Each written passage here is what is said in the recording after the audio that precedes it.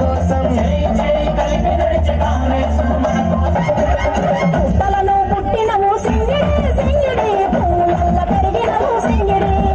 ఆ చంటివి చాముండి అమ్మ సింగిడి సింగిడి చతుర్భుజాల తల్లి సింగిడి అప్పుల బాధల రైతన్న నీ బాధను చూసింది సోనియమ్మ అప్పుల బాధల రైతన్న నీ బాధను చూసింది సోనియమ్మ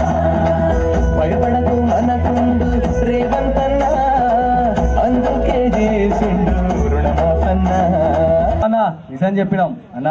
ఎక్కడైతే మన భారత్ స్త్రీలను గౌరవిస్తారో అక్కడ దేవుళ్ళు కొలువై ఉంటారన్న మన ప్రజామంత్రులంతా కలిసి మహాలక్ష్మి అనే పథకం పెట్టి మనందరికి ఉచిత బస్ ఇచ్చి మనందరికి దేవుళ్ళు అయ్యారన్న అబ్బా బాబా చిన్న మంచి మాట చెప్పినావు తమ్మి గంతేకాదు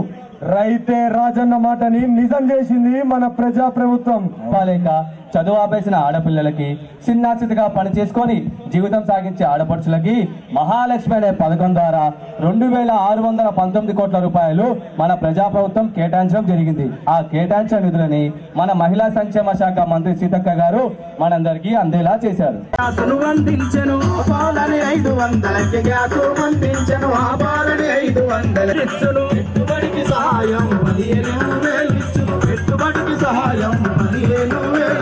కూలినాలి చేసేటి కౌలు రైతన్నలకు ఏడాదికి